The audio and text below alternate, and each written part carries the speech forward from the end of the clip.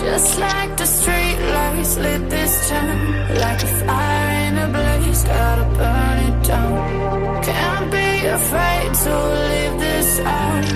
We got this far, don't know how. I see danger in your eyes. They know we'll burn down the night. Coming just like the sunrise. You know that we gonna light it up tonight. We gonna light it up tonight. We gonna light it up just like the sunrise. We gonna light it up now.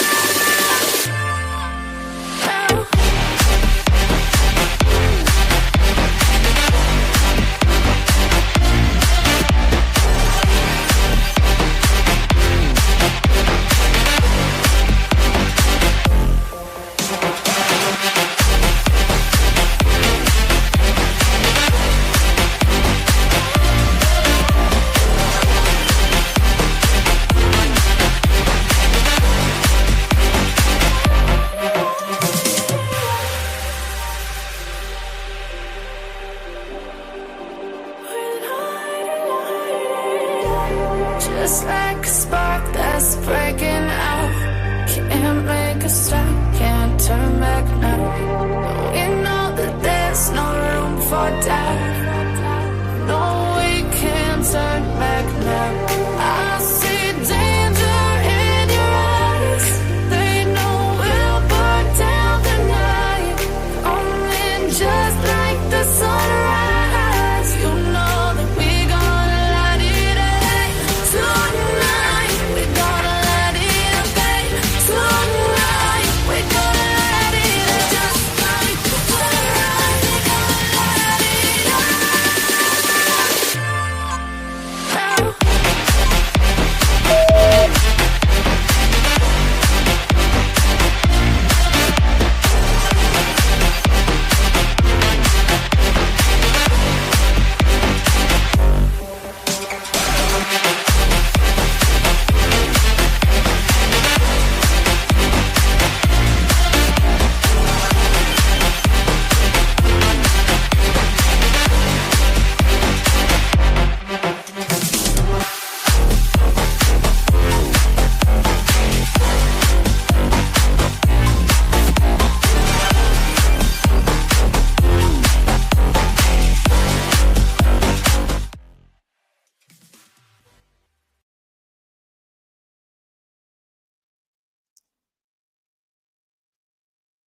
Hello, everybody. Welcome in. Welcome in. Welcome in. How is everybody doing today?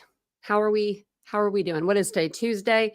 It is Tuesday. Hopefully you guys are having a great Tuesday, a great start to your week. Welcome in, everybody. I have my setup kind of differently today, just a little bit. So we're going to try it out. I don't know.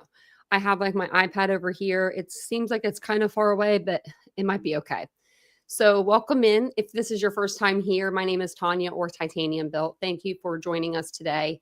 I do appreciate it so much. If you're coming back for another live, thank you so very much. And if you're a member, welcome into our members. So, and the mods, if there's any mods in here, I don't know. I don't know if we have any mods yet, actually. Just Nightbot, that's fine. So I am on early. So I've been kind of thinking about doing some earlier lives. That way, I can get caught up on my sleep because my sleep's a little bit off, but we'll talk about that some other time. I'm going to go through the chat, see who's here, and then we'll get started with today's live. I have a update actually in the Crystal Rogers case as well that we'll hit up really quickly first, and then we'll get started with the other stuff. So welcome in. See, Kimberly already knows what's up. Hey, Sirius. Hey, Tom, how you doing? Hey, Kimberly, welcome in. Hey, DM. Hey, Ashley, it's good to see you. It's a good day, you know. It's a beautiful day here. I actually, I went to go get my nails done. So they are purple now. We finally got the color right. So I don't know. I don't know. And they never look as good on camera because it's supposed to focus on my face. So, you know, it's weird, but you can see them. They're definitely purple. So I don't know. But yeah, I don't know why it does that. It's weird. Okay. Oops, there's my other chat. So welcome in, Naomi. Hey, hello. Oopsie, good to see you. Sailor, good to see you. Trips is in here. I actually went all the way down for a second. So if I missed you, sorry. And Oopsie's like, I'm in the UK. That is what's up. Hey, Susan. Wow, looky here. Looky here. What time is it there in the UK? I know it's late. Thank you. Thanks, Oopsie. I actually got this yesterday. I was so excited. It was on sale. You can't beat a sale, you know? Hey, just breathe. You love the daytime lives too? Good. Hey, Wolfie. Hey, Toys R Us kids. Oh, man, I miss that. I miss Toys R Us kids. I never got to go because it was always too far for my parents to want to travel. Like, they didn't want to travel an hour away to get us. Them assholes. I'm just kidding. I had the best parents ever. But it was like an hour and a half away. And like, I don't know. We never went to Toys R Us. But I always had the coolest toys ever. I always had the coolest. I had every single Barbie ever made. Unpacking the new house. Reba, that's exciting. Where did you move to? Did you the same town, just like in a different area? Or did you move out of state? You don't have to tell me exactly where, in the chat, but you got the same color on your toes? Ooh, I might have to do my toes this color. I didn't get them done. They probably wanted me to. But I miss Toys R Us. Man, that's making me feel this, making me want to go, whether we don't have them anymore. They did actually put them in at our Macy's, a little small one for a short period of time, but then the Macy's went out. So we don't have one again. Just across town. That's cool though. Yeah, I want to see the place. Do you like it better? How you doing, Citizen Sleuth? It's good to see you. It's good to see you. So let's actually, while we're talking here, I'm just going to throw this up. And that way, for the people that have been following Crystal Rogers' case for the last 10 years, we have a verdict. She's just getting comfortable back there. I need to take those little things off their collars when they're in here, but I always forget, and, I don't want them to be without those. So this is Crystal Rogers. She went missing back in 2015, and her boyfriend, fiance at the time, I can't remember if it was just her boyfriend or if it was her fiance, but anyways, Brooks Houck was the last person to see her alive. He said when he went to bed, pretty much, she was playing a game on her phone, and then when he woke up, her car was gone and she was gone. So then they find her car down on the Bluegrass Parkway, and her purse, her phone, her keys, everything's in the car. There's a flat tire. But there's things in the car that she would have taken with her, right? If she would have had a flat tire and would have got out of the car and walked away. They didn't think it through. They didn't think that one through. So it was a no body crime. They still haven't found her. They still have yet to find her. I hope that they find her. I truly do. I truly, truly do. Now, Brooks Houck is probably going to go to jail and not probably say a word. I don't know if he'll talk. I don't know. He's one, I can't get him. Like, I don't get his personality. But after just 10 days of proceedings in the Crystal Rogers murder trial, the jury reached a verdict July 8th. And these are just my notes that I put on my YouTube community post. Brooks Houck, 43, was convicted of murder as a principal or accomplice to the crime and complicity to tampering with physical evidence. And I'm going to look into that, like a principal or accomplice, because I know that means like they can't prove that he was the actual person that murdered her, but they know that it's one of these three. Actually, there could be three more too. Joseph Lawson, which was the other person that was on trial with him, was convicted of conspiracy to commit murder and tampering with physical evidence, just like his father was a few months ago. Despite her body never being found, prosecutors argued that Houck is responsible for the murder of Rogers, whom he was dating when she disappeared on July 3rd, 2015. Throughout the trial, prosecutors portrayed a plot to kill the 35-year-old mother of five, led by Houck and aided by others, including Lawson. So we'll go over it and everything in a live, but I wanted to tell you guys while we were here. So, okay. I went ahead and I wrote this up, and we'll go over it really quickly, and then we'll get into like the behavior analysis. So what I want to go over. So, okay.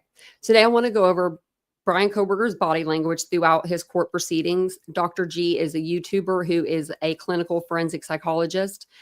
So he has like the background to spot the behaviors that people express when, they don't even realize what they're doing. So I wanted to show you guys this little thing I wrote up, because it kind of tells us what, a behavior analysis what they do. And he is pretty much, that's what he does. He has the background. So thank you guys for being here. If you don't mind, will you hit the like button for me? It does help the channel and helps us get into the algorithm. I love Dr. G. I just started watching him recently, and I really like him. And I also like Dr. Grande. He's very monotoned, but I like his content. I do. I like his content. He gets his points across, I can appreciate that. Can I make this bigger? I don't know if I can. Probably not. Okay, I'll read through it quickly then. A behavior analysis is a professional who specializes in understanding and modifying human behavior using the principles of applied behavior analysis. They work with individuals to improve various skills, addressing challenging behaviors, and enhance overall well-being for analyzing the relationship between behavior and the environment. So key aspects of a behavior analysis role is the assessment. So they conduct assessments to understand an individual's behavior, identifying strengths and challenges, and pinpoint environmental factors influencing their behavior. They have intervention planning based on assessments. They develop individualized intervention plans using ABA techniques to teach new skills, modify existing behaviors, and reduce problem behaviors. And he doesn't really touch on that because he says, like, me, like in the beginning, it's like, it's just his opinion, and all of that. So, but they implement these plans, often collaborating with other professionals, caregivers, and individuals themselves, while continuously monitoring progress and making adjustments as needed. And I do think that, Bryan Kohberger will be assessed when he's, sent over to the prison. I don't know if they'll do it at the jail because they probably already have. I know they have, right? When he first got there, but they probably will. They will do that again. In their intake when he goes in. So I wonder what they're going to say about him. I wonder if he'll be able to convince them of something, So they may train parents, teachers, and other professionals on how to implement support plans and supervise those working their guidance. Autism spectrum disorder. So common areas of practice for a behavior analyst is autism spectrum disorder. So the ABA therapy is widely recognized as an effective treatment for individuals with autism, helping them develop communication, social, and daily living skills. I doubt Bryan will get this kind of treatment in prison. So behavior analysis work with individuals with various developmental disabilities to improve their overall functioning and independence. And then, so mental health. They address a range of mental health challenges such as anxiety, depression, and behavioral disorders. Well, maybe I need a behavior analysis. Behavior analysts work in schools or to support students with learning or behavioral difficulties, helping them achieve academic success. And then they apply principles in workplace to improve employee performance, safety, and overall organized effectiveness. So, but he is basically going to read Bryan Kohberger today, his body language, and tell us what he thinks about that. He is going to say a lot of stuff. I feel like that we kind of thought too, like the clenching of the jaw, the way that he, tries to just sit straight ahead. I don't know. I forget if he goes into his hands. That to me was a big key. He was so calm, right? And I know that if you have autism, you can portray that, right? But I have autism. And so I know we're all different. I know everyone's different, but it's like, I would be freaking out, shaking, freaking out. There is no way that if I put my hands like this, that they wouldn't be trembling or something. He literally just sat there when his hands went like that, I was just like, oh my gosh, he's not even shaking. So. Are you really Citizen Sleuth? No way. I didn't know that. Wow. I'm gonna start calling you. I'm gonna be like, can you diagnose me? That's really cool, Citizen Sleuth. I never knew that about you. You'll have to come up and talk to us about that sometime. That's awesome. He is a psychopath, I feel like. wow, that's really cool, Citizen Sleuth. I never knew that about you. And I wasn't kidding when I said I probably need one. God bless me with all the God bless me with all the things, you know. He's like, we're gonna give you a little bit of everything, and it's just because I was in a car accident, you know. So like, just I don't know. And plus, I have autism. They said that's what my psychiatrist and counselor said. But and I can see it. And I wonder, I need to look it up, but it's like it feels like it gets worse with age. Like, I don't know. Welcome in, Petunia and Lisa. Welcome in, everybody. It's good to see you guys. Yeah, he does. Yeah. You're right. Yeah, Dr. Grande has sort of a dry sense of humor. Dr. G is kind of gangster. So actually, it was funny. Dr. Grande did like a video. It was him and his wife for like Christmas. Did you guys see that? He's always like that. That's how he talks like all the time. I thought maybe he just slowed his speech down for like the videos or something. Because if you talk too quick, you know, I guess people can't pick up your words. I talk pretty fast sometimes, but yeah, he was with his wife and he's like, "This is my wife." And she's like, "Hello." Like just like him. It was so funny. Yeah, what happened to the baby possum? You could Tampa if you want. I should put a little thing in there for Nightbot so he'll talk to you. I used to do that to people to freak them out, like Eddie. So this is Dr. Grande. If you do not know who he is, I think everyone kind of probably does. I mean, he has a large following. How many does he have? 360K.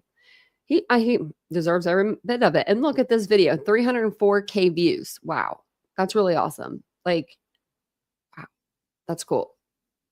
That means people are listening, you know? So this came out like 6 days ago. So this is Bryan Kohberger's guilty plea and chilling body language. And I'm gonna actually tell you the other video too, really quick. And then the other one will be Bryan Kohberger enters guilty plea in court, cold and remorseless body language. We'll see what he says. And he got 285K views on that one. So wow. He even did the Liver King. Oh, that guy's weird. I think I'm gonna start doing that on my second channel. With like, what's it called? When you like review videos, commentary kind of. Yeah. Okay. So without further ado, let's go ahead and get into this. And I'm going to pause it for commentary on here. And I'm going to put his link in the chat. I have them both in my description. Both of his videos are underneath. If you just scroll down to the bottom, it says references. And I put them always in there. So.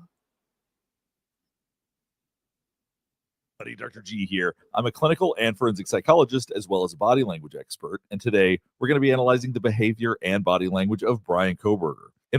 I just want to point this out really quick. He has perfect skin. He has some good skin.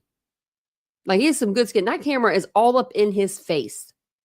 He's got some good skin. To avoid the death penalty, Bryan Kohberger finally pled guilty to the murder of 4 Idaho college students. Before we get started with this, couple of quick things. One, I wanted to make sure you know this is not a psychological evaluation of any kind. These are just my opinions. In addition to that, I do want to remind you to like and subscribe if you want to see more content just like this. All right, let's go. What we're going to be looking at today are clips of videos that have interesting body language. The first video we're watching is actually from his arraignment video. Now, I know this was from a while ago, but it also has some of the freshest body language because he hadn't been in court over and over and over again yet. So we're going to get to look at some things early on. And this is also something that his defense team noticed. They saw my video on this previously, and they put it in one of their filings. We'll talk about that in just a minute.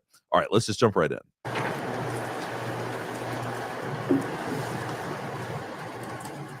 Look at that jaw. One of the things that really stands out about Bryan Kohberger is that the mask goes away as quickly as it comes on. He's someone that shows so little emotion on his face. That's why anything that we get stands out so much. You very rarely see anything in the brow. There doesn't tend to be much in the mouth. He doesn't do a lot of soothing behaviors. He doesn't touch his face. He doesn't do a lot of the things that most people do in court. And when you see him actually demonstrate or try to demonstrate emotion for a second, it's always so brief. Now, I know people are not actually going to be happy to be in court, so I'm not saying he should have a big smile on his face, but it is interesting how quick the flash is. That's creepy. I don't care.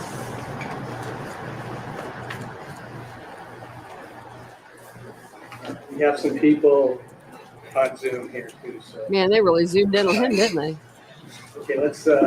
This was back when we could zoom on Koberger, you know, before someone zoomed in on his fly. Let's get on the record, please. And he goes back to his default position, which is to stare and to not really blink much. I know the angle is a little bit weird, but he really has an incredibly low blink rate, and that's always stood out to me. Thank you. Okay, we are now on the record in State of Idaho versus Bryan C. Koberger. Briefly cover your rights, the charges against you, and the maximum penalties if you are found guilty or if you blinking okay. plead guilty. He's blinking fine. Like, I'm gonna go back. Like, if you watch him when it zooms in, he blinks like 4 times. Briefly cover your rights, the charges against you, and the maximum penalties if you are found guilty or if you plead guilty. 4. Now, as they're talking about maximum penalties, you see a big swallow after that. You're already seeing some actual anxiety build up when he thinks about the consequences of this, which, as we know now, he's trying desperately to avoid.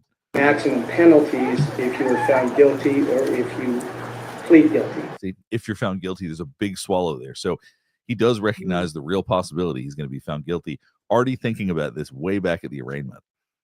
So I'm going to start with the rights. You have a constitutional right to have an attorney represent you throughout these proceedings. Heading your name there, is that your correctly spelled complete name? Yes, it is. Is that the correct birth date underneath your name?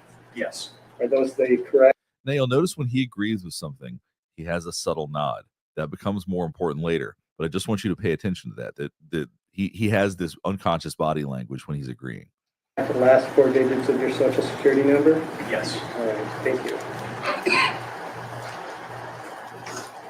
All right, I'm going to read you the charges on the indictment. So this next sequence is something that I talked about previously, which is probably what caught the attention of Bryan Koberger.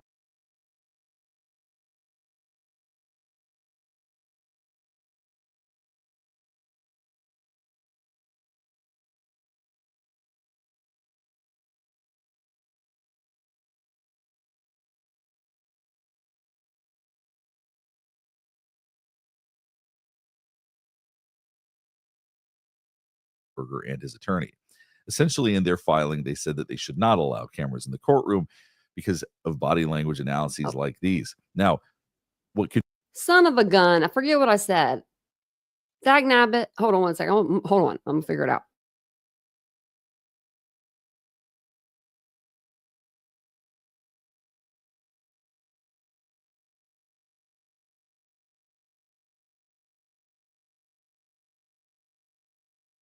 I was going to go back, but then I remembered. I was saying that the blink rate. Sorry about that, guys. I didn't know I was muted because I just finally muted myself after, the whole time. But no, I was talking about our blink rate. Like, I was like, can you practice that to like slow it down? But I don't think you would have to constantly think of that all the time, right? Like, because your blinking is just something that you do naturally. It's just like breathing. It's just like, things that we just do naturally that we don't, we have no power over. Confused me at the time was that my video had, at that point when they made the filing, like... I'm going to go back a little bit so you can hear what he says right here. Probably what caught the attention of Bryan Koberger and his attorney. Essentially, in their filing, they said that they should not allow cameras in the courtroom because of body language analyses like these. Now, what confused me at the time was that my video had, at that point when they made the filing, like 20,000 views, 25,000 views. I was a very small channel at the time. I've grown quite a bit since then. So the idea that out of all of the incredible amounts of videos and coverage of Bryan Koberger, my little video was the one that was mentioned in the filing. It still confuses me, other than people suggested that maybe the things that I pointed out were correct. So let's see what it was that stood out so much that they chose to identify my video out of all of these other videos that had hundreds of thousands and millions of views. Count 1, burglary. That is a felony under Idaho Code Section 18-1401 and 1403. This alleges that you, on or about November 13, 2022, in Latah County, state of Idaho, did unlawfully enter a residence located at 1122 King Road, Moscow, with the intent to commit a felony. Now, you're not seeing much of a reaction out of him when they're reading off this first charge, the one about burglary. Now, once they say the actual street address, you're seeing him shift a little bit more. There is more discomfort when that's read. Located at 1122 King Road, Moscow, with the intent to commit the felony crime of murder. Count 2, murder in the first degree. That was a felony under Idaho Code Section 18-4001, 4002, 4003, and 4. Now you're seeing him shift in his chair. Now you see him push back just a little bit. And the reason we do that is to try to gain distance. We're hearing something we don't like. It makes us uncomfortable. He's trying to gain distance from the judge. Literally, he can't make actual distance, but it's something unconscious that we do to try to calm ourselves down, to feel like we're disengaging a little bit from this because it's starting to get too intense. So as he's reading off the charges, for the most part, he's able to keep his emotions under wraps, but there is leakage right now. There are little things that we're seeing. 40 Code Section 18-4001, 4002, 4003, and 4004. This alleges that you, on or about. I wonder when they're reading these charges off to Bryan, right? I wonder if in his head he's thinking, damn it, I didn't go in there to kill 4 people. Like, because in his head, he's going to justify it, right? I mean, he's just going to justify it. But I wonder if he was thinking that, like, when he's reading off 4001, 4002, 4003, and 4004, those were the big ones, November 13, 2022, in Latah County, state. You're starting to see the jaw clench a little bit. Now that's anger and hostility. Of Idaho, did willfully, unlawfully, deliberately. And there he was again quickly. The mask goes on, the mask goes off. Just because you look at somebody, they're not necessarily expecting a polite smile every single time. So it's interesting that he chose to do that for his attorney right there. Latah County, state of Idaho, did willfully, unlawfully, deliberately, with premeditation and with malice aforethought, kill and murder Madison Mogan, a human being, by stabbing Madison Mogan, from which she died. Count 3. So listening to that, you're seeing him shift around a lot more. He's not able to focus as much. He seems a lot more uncomfortable. So hearing these names read out loud, he is reacting to this. Now, we're going to see stronger reactions as we keep going. But for Madison, you're already seeing some discomfort build up. Murder in the first degree. And you're also starting to see his jaw clench more. That's more anger and hostility coming up. 3. A felony under Idaho Code Section 18-4001, 4002, 4003, and 4004. You would think that he wouldn't have been as mad, like, you know what I mean, showing that emotion with Maddie, because I feel like, in my opinion, she was the intended target, unlike, maybe like Kaylee interrupting, Xana coming and interrupting, and then Ethan just kind of being there. Maybe it wouldn't be as prevalent with Ethan either, but he does show more, like he does show emotion, I think with all of them, but he shows more with certain people. This alleges that you, on or about November 13, 2022, in Latah County, state of Idaho, did willfully, unlawfully, deliberately, with premeditation and with malice aforethought, kill and murder Kayla Gonzalez, a human being, by stabbing Kayla Gonzalez, from which she died. Count 4, murder in the first degree. That's a felony. Now, this charge in particular seems to be the one that he's having the strongest reaction to. You can see his lips pucker a little bit. You're seeing his jaw continue to clench. It looks like it's building up right now. 18-4001, 4002, 4003, and 4004. And now you're seeing him move around in his chair. He's looking less comfortable. He's having a harder time sitting still. That means there's energy moving through him right now, that there's something about this that's very activating to him. Murder in the first degree. That's a felony under Idaho Code Section 18-4001, 4002, 4003, and 4004. alleging that you, on or about November 13, 2022, in Latah County, state of Idaho, did willfully, unlawfully, deliberately. Now, you may have noticed as he's reading off this charge, there's a very subtle head nod. Now, we tend to do this unconsciously when we agree with something. Watch this right here. 2022, in Latah County, state of Idaho, did willfully, unlawfully, deliberately, with premeditation and with malice aforethought. And then you saw a big swallow after that. Having to hear this is eliciting some pretty strong emotions. Kill and murder Zana Kernodal. Excuse me. Now, did you notice the jaw flexing right there? There was a very intense surge of hostility that came up as soon as her name was read. Watch this again and look at the timing. North Idaho did willfully, unlawfully, deliberately, with premeditation and with malice aforethought, kill and murder Zana Kernodal. Now, I know the judge is struggling with some of the names, but as soon as he said her first name, you saw the jaw clench. Watch this again. Kill and murder Zana Kernodal. Excuse me. This is hard. I'm sorry. Zana Kernodal. How could Miss Marshall, Judge Marshall, I'm sorry, Your Honor, Judge Marshall, she had no problems. I don't remember her stumbling over those names not a one time. I wish she would have been the judge through this whole damn trial. She was a good judge. She was. I liked her.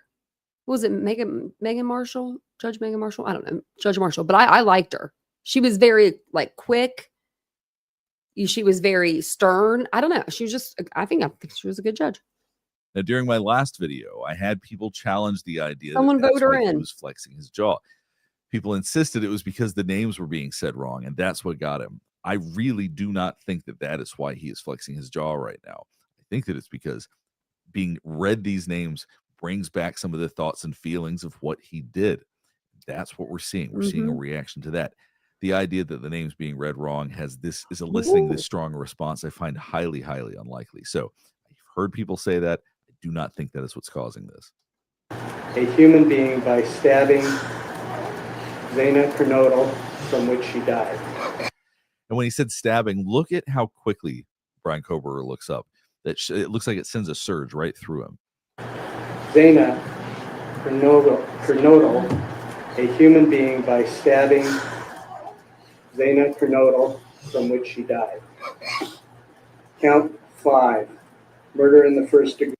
And you see his mouth moving just a little bit. And it looks like he's trying to hold in any reaction he has. So he is aware he's having some kind of reaction, but he's trying to keep it under wraps because we're not seeing anything on the forehead. We're not seeing anything else on the face.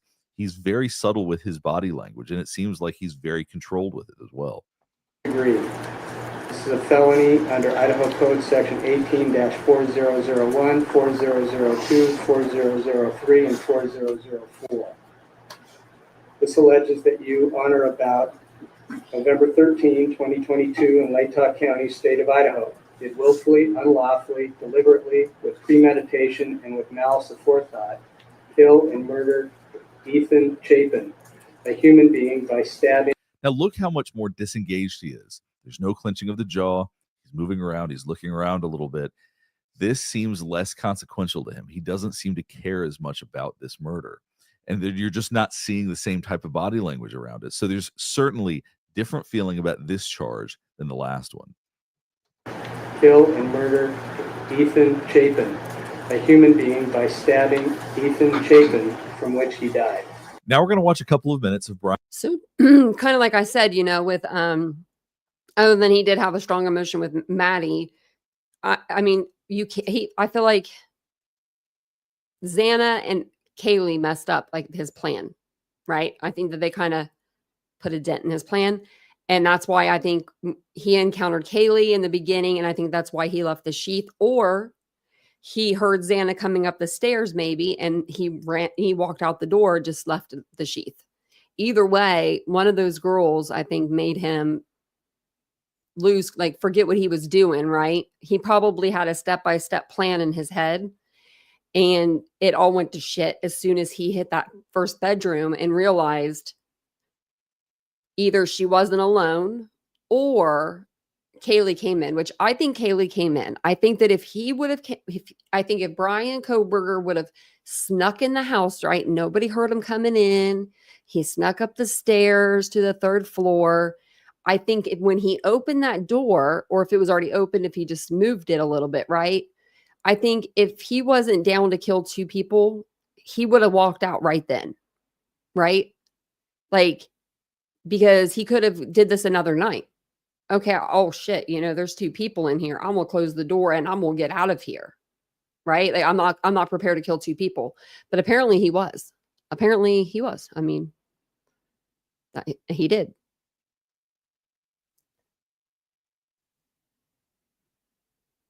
If it weren't for Xana, yeah. Yeah, I believe that too.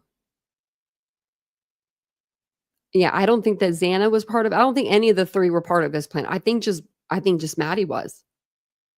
Now I'm wondering if he was following them around that night, or he was near them to know, like, she was drunk and it's go time, because like the lights turn out and then all of a sudden he pulls in like 2 seconds later, like 2 minutes later, like that. No one just drops in their bed and passes out, right? I mean, even if you're on sleeping medicine, it still takes you like 30 minutes to go to sleep. It's just crazy to me. So we're going to put Dr. G back on. Bryan Kohberger and his father in a traffic stop just a couple of weeks after the murders. I mine's real quick if I could. See, he's right up on the van, man. He's right up on the back of that van. Look at how intense Bryan Kohberger's gaze is. His eyes are wide open. He is trying to take in every single detail around him. I want you to compare his body language to his father's. His father looks a lot more natural. Mm-hmm. Bryan Kohberger looks like he is stuck in a freeze response. We're going to talk about that in a second, but let's just watch this. See, he's right up on the van, man. He's right up on the back of that van. Go over for tailgating. Is this your car? Okay. There's a lot of fear in his eyes right now. If you look at the position of his eyes. Now, a fear response typically looks like that. That surprise is a little different. Our eyebrows go up. With fear, they go back a little bit. Right now, he looks very, very afraid. Now, he's not doing that with his mouth, but he is doing it with his eyes. Go over for tailgating. Is this your car? Okay, cool. Where are you headed? Well, we coming from WSU. Now, you'll notice immediately when his father starts talking, you see him look directly at him. And it doesn't look like a friendly sort of glance when somebody's speaking. He is trying to take in every single detail. Because at this point, after committing the murders, he wants to make sure he knows everything that's going on. He's trying to maintain as much control as possible because he is scared for his life right now. Now, if you look at the way that he's frozen, you're going to see he moves around a little bit, but right now I think he's in the freeze, flight, or fight response. You've heard of fight or flight? Well, when your survival instinct gets activated, you freeze. In other words, you try to hide. You go more still. You try to show yourself less. So right now, he's very much in a freeze response, and he is trying to take in every single detail. Well, we coming from WSU, and we're scanning early. What's WSU? University, basically. That is SWAT team area. So I'm having a hard. Look at how slow his blink rate is. He blinks very, very little. Now, some research shows that psychopaths actually blink less than your average person, which I think is interesting. That is SWAT team area. So I'm having a hard time reading because of the traffic. He said psychopaths blink slower. Okay, now I'm gonna be in the mirror going, how many times have I blinked? So you're coming from Washington State University? See, he is so engaged with this officer. He's not taking his eyes off him for more than a second. He's starting to roll up the window. He flashes his way over there, looks right back at him. He does not want to miss a thing. And you're going there? Oh. We're going to be going today. Oh, okay. Yeah. So we're slightly mentioning he's driving for hours. Days. See, look at how casual his father looks. His father's trying to be friendly. He's moving a little bit slower. He's got a more natural rhythm to him. Whereas if you look at Bryan Kohberger, he's very intense. He's very rigid. He's very stiff. He's not really showing a lot of expression up in the brow, but you can see, to me, it looks like his eyes are in a fear state. And so as he's in this state, I do think he's afraid. I do think that he just wants to escape, because that's the next part of after freeze, flight, then fight, is you want to get out of there. So right now he's probably feeling that sense to leave. That's probably building up very strongly right now. Okay. And what'd you say? Wouldn't it have been something if he would have just taken off his seatbelt and opened the door and just took off running? I mean, that would have been something, right? Yeah. Yeah, maybe some Adderall, yeah. But I don't think he was on the rugs anymore, because I feel like when he quit. Just like when he lost the weight, he didn't gain it back. Do you know what I mean? Like, he stuck to whatever diet he needed to do to keep being small. About some SWAT team thing? Or there was That takes dedication. Where?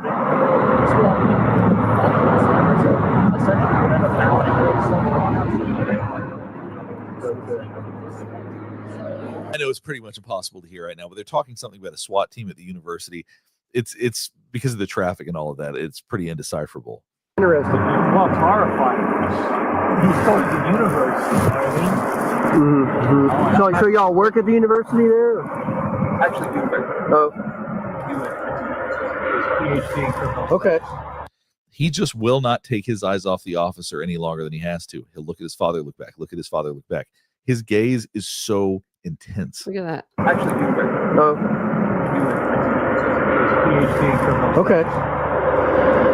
And as they were talking about his university, now we're actually seeing the blink rate pick up, because they're talking about that he works at the university. You're seeing his blink rate actually start to get faster at that point, which it hasn't at all. So that suggests there's some degree of stress. Talking about the university is causing him stress right here. Oh. PhD in criminal. Okay. Okay. You can also see that he keeps looking forward. He wants to escape. So he keeps looking ahead, because that's where Bryan Kohberger wants to go. We do tend to direct our bodies or to point our gaze in the direction we want to head. And right now he is just looking straight ahead because he wants to leave the situation so badly. I hadn't heard about that incident. Just yesterday, or? This happened about an hour and a half ago. We're still wrapping up for investigating. We're not sure there's two shooters because they didn't shoot Sonny. Let's see. Then we don't know about that. Interesting. Wow. Okay. So do me a favor, don't follow too close, okay? All right. Thank you. Appreciate it. So as you can see, that was a very tense exchange for Bryan Kohberger. But what we're going to do now is we're going to jump back in time even a little further. We're going to watch the traffic violation that happened before the murders occurred. Light, so it's another ticketable offense. So you're not supposed to proceed into the intersection until you can go, because a lot of people do what you just did, right? Is like you're sitting in the intersection waiting, and then turns, and then you're blocking. So yeah, there was a little bit of confusion with speeding because someone had stopped. I wasn't sure what they were doing. So obviously he's still a pretty odd guy, but the body language is quite different now. He does seem a little bit more natural. And then they put on their light to turn. mm-hmm. Now, something that I want you to pay attention to, I want you to listen to this part right here. Yeah, there was a little bit of confusion with speeding because someone had stopped. I wasn't sure what they were doing, and then they put on their light to turn. So as he's saying that, you can hear the tension in his voice. He's holding back a lot of anger right there. And of course, for somebody who's going to commit murder, it's no shock that they have a lot of anger. Whether or not part of that anger is because the citation is being given by a female, because it does seem to be that he does have a particular anger towards women, or if it's just because he has a loss of control right here, you can hear the anger and the tension in his voice.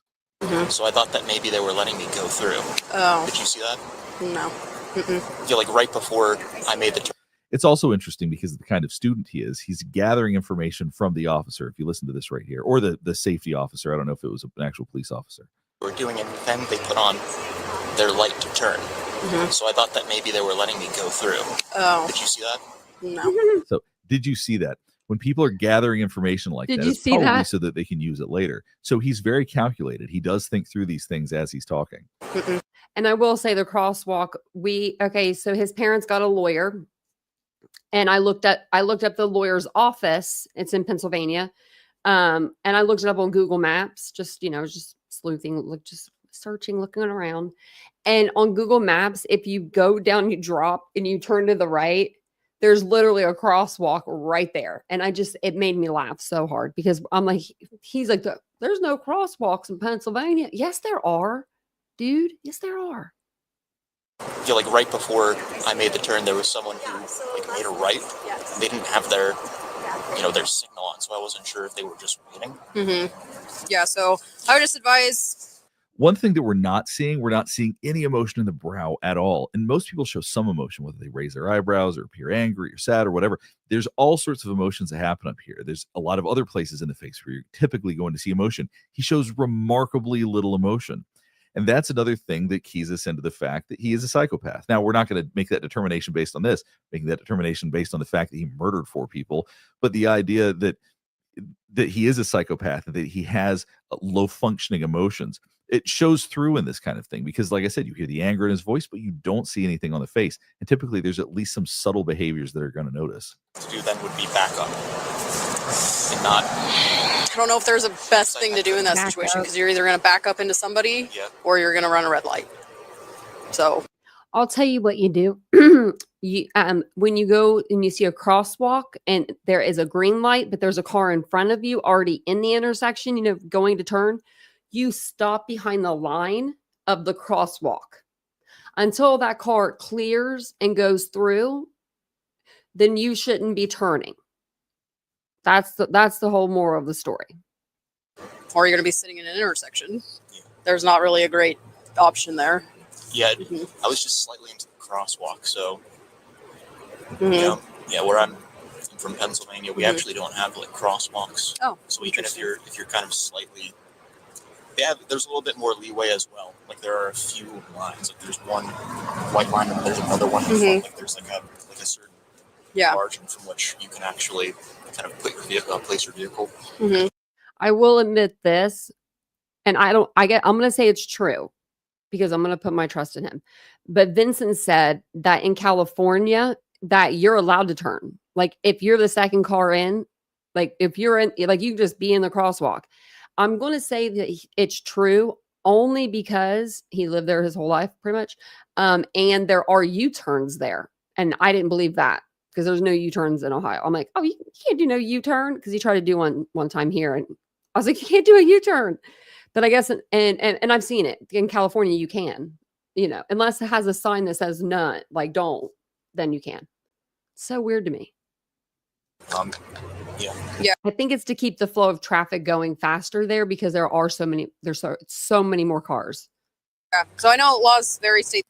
You also notice him looking at the camera here. And I always thought this was interesting. I always find it somewhat fascinating what people look at the cameras versus don't. Does it mean that somebody's a criminal because they look at the camera when they're being filmed? No. But it's interesting because he's paying attention to that, especially considering that he commits murder pretty shortly after this. It's only a few weeks after. So the idea that he has an awareness of these things, he's paying attention to these things, I always think is worth noting. Put your vehicle, place your vehicle.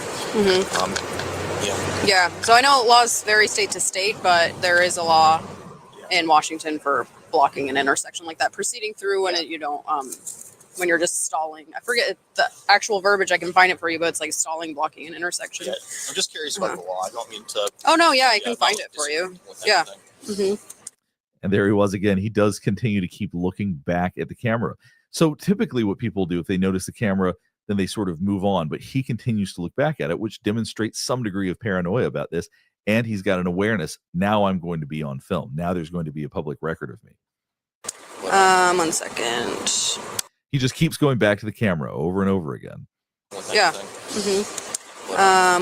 He just can't seem to stop looking at it. 1 second. That looks good on a Hyundai. I don't see Pennsylvania registration like at all. Okay, let's see. Expires November 22nd or 2020. We just don't have crosswalks. Oh. Unless I visit an area where there are crosswalks. Gotcha. Unless I visit an area. It's not very free. I never heard him say, I never caught that before. He said, we don't have crosswalks unless I visit an area that has crosswalks. I'm going to go back because that was pretty funny. I'm going to laugh about that. That's funny. On a Hyundai. I don't see Pennsylvania registration like at all. Okay, let's see. Expires November 22nd or 2020. We just don't have crosswalks. Oh. unless I visit an area where there are Gotcha. crosswalks, and then it's not very frequent. Yeah. And then it's not very frequent. Where do you go? Do you not go to the store? Normally, if you have like a downtown, there's going to be crosswalks. I do apologize if I was asking you too many questions about the law. I wasn't trying to like. No, not at all. Like, I understand you're not from here. So you notice he's not looking at the camera anymore. And I do wonder if after looking at the camera a few times, he started thinking about the fact that he doesn't want to come across as challenging, particularly if he's planning on doing something criminal in the near future. So it's interesting to see what his behavior and body language was like before the murders occurred. So, if you don't, a lot of people don't know a bunch of laws. Like, I only know it because this is what I do. But yeah, if you're ever curious on any more laws, just RCW, and they can be hard to read because it's in like legal language. And another thing that you'll notice, because most of us mimic people that we're speaking to, even in a situation like being pulled over, we tend to smile some, or we tend to do something to try to be friendly. You never see this from Bryan Kohberger. Now, once again, that could have to do with being either a psychopath or having autism spectrum issues, but he does not mirror other people's body language and behavior the same way that your average person does. Occasionally in court, you'll see him do a polite smile, but it comes across as superficial. That's about the extent of any sort of mirroring you see from him. So we'll go ahead and stop here. Hopefully going back over this has helped you reevaluate. We're going to go over another one of his videos, that the one now that after he pled, guilty, because I think this one's going to be really good. And Trips, I didn't know you're from California, but I could totally see that. I wonder what he's doing. Like, I wonder what he's thinking right now. Like, and I wonder how long he's been thinking about a plea deal, like trying to get a plea deal. I have a lot of questions, lots of questions. And I hope that, I hope they put out all of the evidence against him. I hope we get the whole 60 some terabytes. We will sit here and we will watch it, and we will go through the documents, and we will do all of that stuff. Or I will go through them and I'll find all the juicy stuff. Either way, we'll get it to you guys. Okay. I was watching this one actually earlier, so I got to rewind it back a little bit. Okay. Look at his face. It's so funny. Okay. So this is when Bryan Kohberger was in court the other day. I'm assuming that his parents were right over here behind, either over here to like the left where you couldn't see them on the camera, or they were like a row back, because everyone has described them as being close to Kohberger. But he never did go, like he never did look over there, and he never really like said anything to, what I mean? Like, didn't, like, usually when a defendant is in, court and their parents show up, or their loved one, or whatever it is, right? And they haven't seen them in 2 years, 2.5 years. They'll usually whisper, like, I love you, or thanks for being here, or, like something like that. And he just didn't do any of that. Thank you, Brandy Wine. I appreciate that so much. Thank you for the super sticker. I hope it lets me okay. I have like big fingers or something.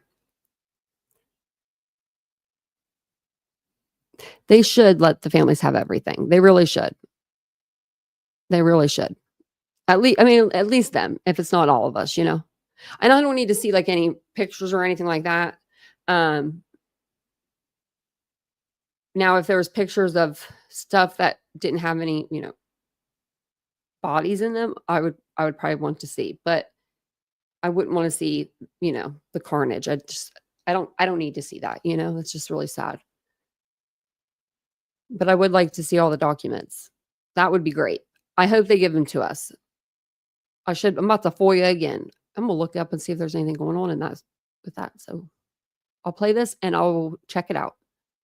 Hey everybody, Dr. G here. I'm a clinical and forensic psychologist, as well as a body language expert. And today we're going to be analyzing the behavior and body language of Bryan Kohberger as he enters his guilty plea.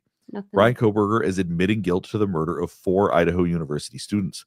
Before we get started with this, couple of quick things. One, I wanted to make sure this is not a psychological evaluation of any kind. These are just my opinions. In addition to that, I do want to remind you to like and subscribe if you want to see more content just like this. All right, let's go. So I know the quality is not stellar, but we are going to be watching clips of Bryan Kohberger during his change of plea hearing. Let's just jump right in.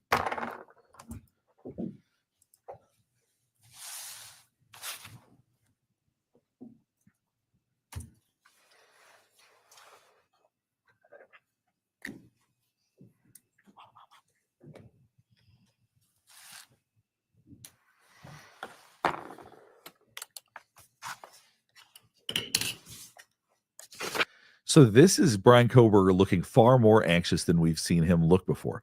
Now, that may be obvious because he's about to plead guilty, but he is somebody who is demonstrating that he's quite anxious. You're seeing heavy breathing. It looked like a second ago he was actually looking at the camera, then changed his posture. Watch this right here.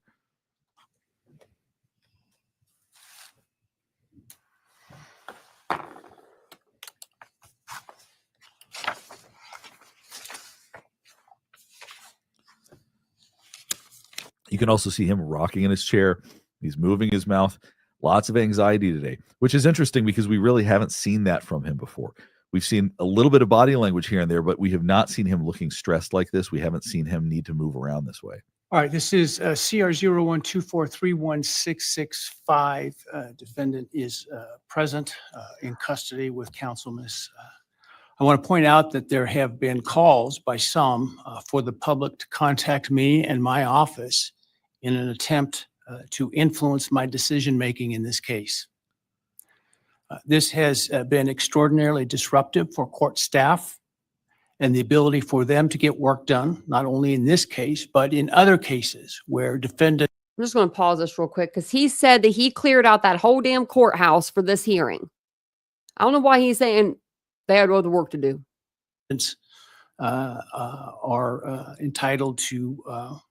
If you look at Bryan Kohberger's body language, it really is reminiscent of Chad Daybell. Chad Daybell is remarkable in his ability to sit still and to just stare straight ahead. And we're seeing a lot of the similar body language in Bryan Kohberger. Not that I'm criticizing it, it's appropriate for court. I'm not saying he shouldn't be doing that, but typically people feel more and we just see more body language spill out. So it's interesting that he has what I consider remarkably similar body language to Chad Daybell in that way. Right, Mr. Kohberger, I need to ask you some questions this afternoon, or I guess it's this morning still.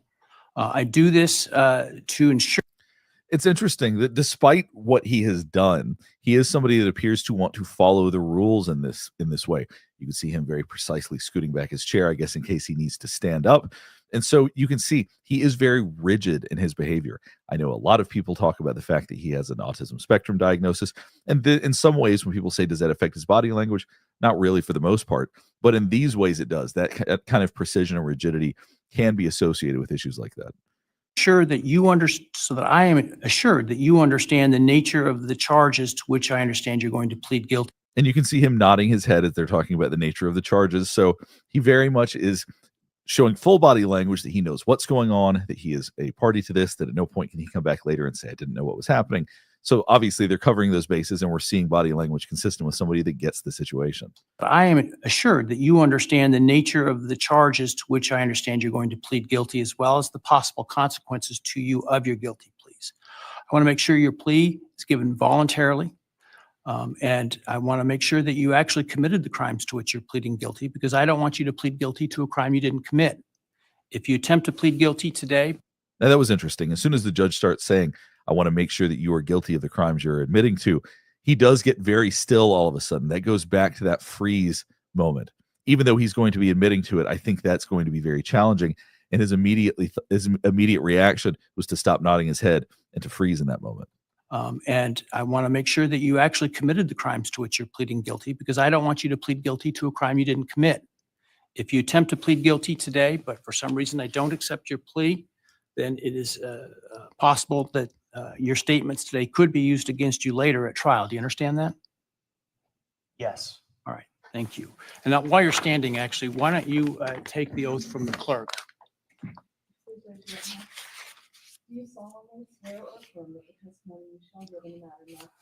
Similar to as he's been seated, he is very rigid. That is just sort of how his body seems to operate.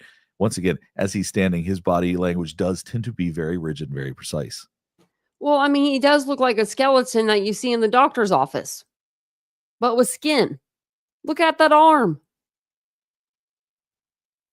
I'm pretty sure his arm is skinnier than mine. I'm looking in I got like a little, that pops out like the cameras. I'm looking at it, but I mean, he's extremely small. He's extremely thin. I think that this looks like the thinnest he's ever been. I don't know if I don't think it's the clothes. And didn't they put a body or a bulletproof vest on him? If he is wearing a bulletproof vest right now, he's probably 130, 140 pounds right here. 6 foot. Like he is small. I would say he's probably like 150, 160, but he's definitely small. Thank you, Maga Mama, for the super chat. Thank you. I appreciate that.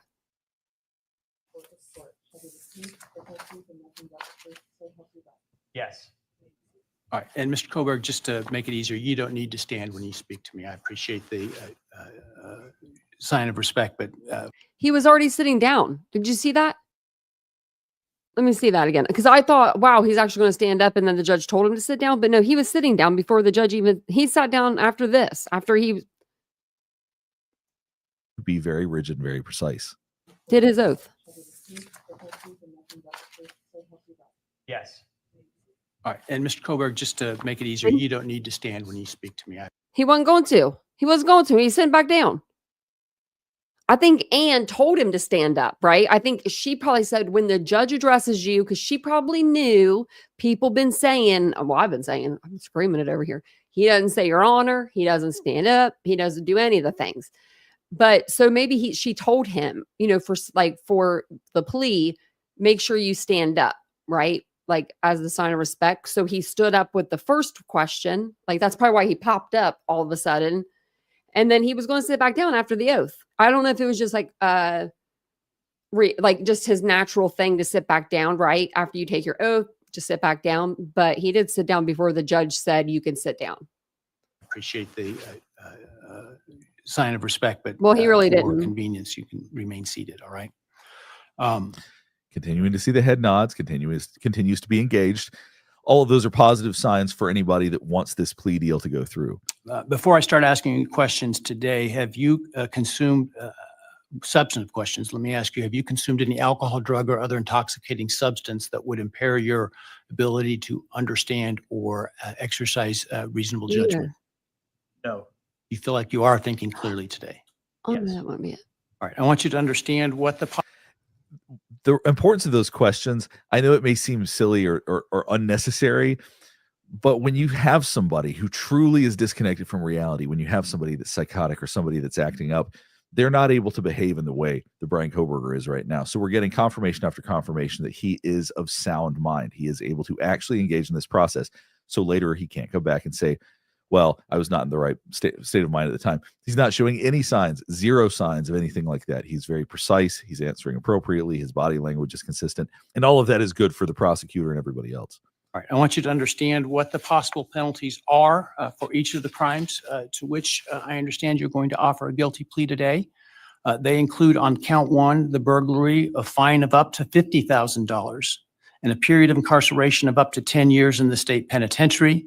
You may be required to pay restitution to any victims of the crime.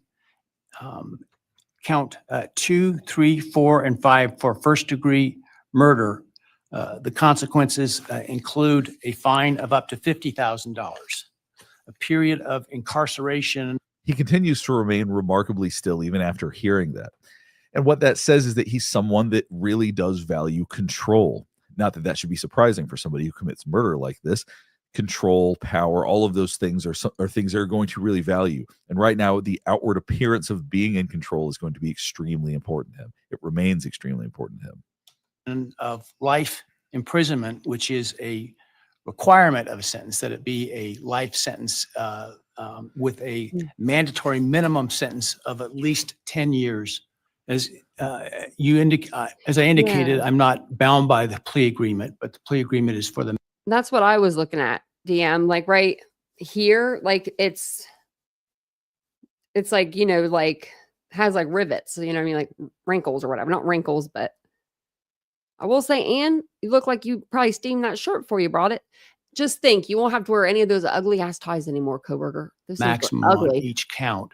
Do you understand that? She didn't pick out one good one. Just a solid color would have been fine. They all look like my grandmother's like coffee table doilies or her, kitchen table cover, whatever those things are called. That I'm not bound by the plea agreement? Yes. Has anyone promised you that I would be lenient or easy on you if you tied up all the guilty? way. No. Has anyone threatened you or anyone close to you to get you to plead guilty? No. Is anyone other than the state's agreements? Another thing that's very interesting about the way his body language operates is that when he says no, he doesn't shake his head. He'll nod it for yes, but he will not shake it for no. And that goes back to that control. It's very interesting that because most people do that. We do it automatically. We can't help it. We just go ahead and nod and shake our head no when we're thinking no or when we're saying it. You're seeing nothing like that from him. He's just sitting still and precise. Totally in control is the impression he wants to give. With respect to the plea agreement, has anyone promised you anything in exchange for your plea agreement? No. Has anyone told you to be untruthful in answering my questions today? No. Yes. Are you pleading guilty freely and voluntarily? Yes. Given your choices, do you believe it's in your best interest to plead guilty? Yes. Have you discussed fully the matter of pleading guilty with your attorney, and are you satisfied with the advice you've received? Yes. Has your attorney advised you to your satisfaction about what your rights are, what your defenses may be, and what the possible consequences to you of your guilty plea are? Yes. Has your attorney done everything you've asked them to do? Yes. Are you satisfied with their representation of you? Yes. I think he meant to say Now, yes. that had a more emphatic yes. He does seem to really like I forget what the question was, but I think he meant to say yes. So, and he said no. So he's like, no, I mean, like, no, yes. Like, yeah, I think that's what it was. his attorneys. And that's a very interesting point because it seems to be that even though they've led him to a place where he's going to be spending the rest of his life in prison, it's the best option they've got. Yeah. And that emphatic yes seems to be something he actually really feels. The state. Well, I mean, yeah, he's getting off death row, I guess, But do you think that Koberger wants to be in Gen Pop? I do not see him working out in general population. Just like, I mean, living his best life. I do not see that. I don't see it at all. I don't see people like beating him up or anything, really. I mean, I do that. They probably would pick on him and take his stuff. But I mean, he just looks like he would have a terrible life. He doesn't look like he's a talker, right? I mean, those guys in there are like talking and being loud and being crazy. And I think that his 23, his segregation and being by himself, or, being in his cell 23 hours a day, I think that he's going to miss that. It would have had to have proven that on or about that same date in Latah County, Idaho, you did willfully, unlawfully, deliberately, with premeditation and malice aforethought, kill and murder Madison Mogan, a human being, by stabbing Madison Mogan, from which she died. As to count 3, the state would have had to have proven that on that same date in Latah County, at that same address, Idaho, you did willfully, unlawfully, deliberately, with premeditation and malice aforethought, kill and murder Ethan Chapin, a human being, by stabbing him, from which he died. Do you understand those things the state would have had to have proven? Yes. And do you understand? So we're continuing to see the same precise body language. Any anxieties that may have shown up at the beginning are completely gone now. At this point, he is only showing you what he wants to show you. And we're not seeing anything in the brow, anything in the face. Maybe he gets Botox. I know the quality is not great, but typically, even if somebody's experiencing anger, sadness, whatever, you're still going to see some of that. And you're not seeing anything right now. He's just being very precise and very controlled. I want to also make, for the record, the defendant has provided with the guilty plea advisory form a document entitled Written Factual Basis that purports to have the defendant's signature dated 1 July 2025. Did you sign that document? Yes. And did you agree with the written factual basis that is included there? Yes.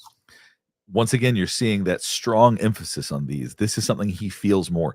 He may feel pride over the facts that were written down in that document. I know, as disgusting as it is to say, for whatever reason, he's responding more emphatically to this than the other things. On November 13th, 2022, in Latah County, state of Idaho, kill and murder Madison Mogan, a human being. Yes.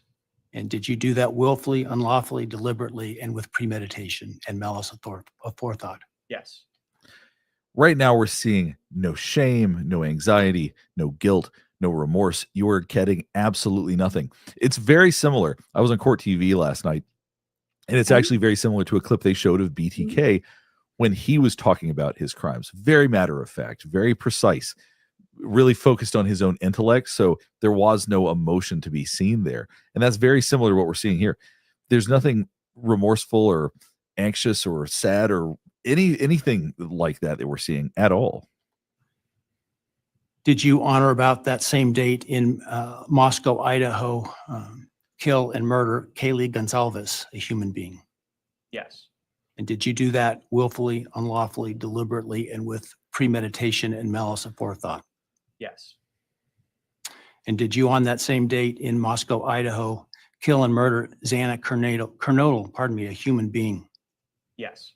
And did you do that willfully, unlawfully, deliberately, with premeditation and malice aforethought? Yes. And did you, on that same date in Moscow, Idaho, kill and murder Xana Kernodle, a human being? Yes. And did you do that willfully, unlawfully, deliberately, with premeditation and malice aforethought? Yes. Look at how unbroken his gaze is as he's looking at the judge. Typically, imagine having a conversation with somebody and you just stare at them too long. Eventually, you're going to look away, you're going to look around. It starts to feel uncomfortable. He doesn't seem to have those thoughts and feelings. He just stares, and he is able to not break his stare. It's just really remarkable how intense it is. And then on or about November 13th, 2022, again in Latah County, Idaho, did you kill and murder Ethan Chapin, a human being? Yes. Did you do that willfully, unlawfully, deliberately, with premeditation and malice aforethought? Yes. This type of unfeeling coldness, you get this from psychopaths who commit murders like this. You cannot murder 4 people, talk about it, be confronted with it, and be able to stay this calm unless you are able to suppress emotions or don't have emotions that are as intense as most people's, at least not when it comes to remorse and guilt and those sorts of things. Because most people I'd be on the would floor. not be able to tolerate this. So his matter-of-factness about this really does tell us a lot about how he functions. I would ask the state at this time to provide its recitation of its factual basis had this case gone to trial. That back in March of 2022, when the defendant was residing at his parents' residence or was residing back in Pennsylvania, his home state, he purchased online a K-bar knife and sheath with an Amazon gift card that he had purchased shortly prior to the purchase of the knife, sheath, and sharpener. So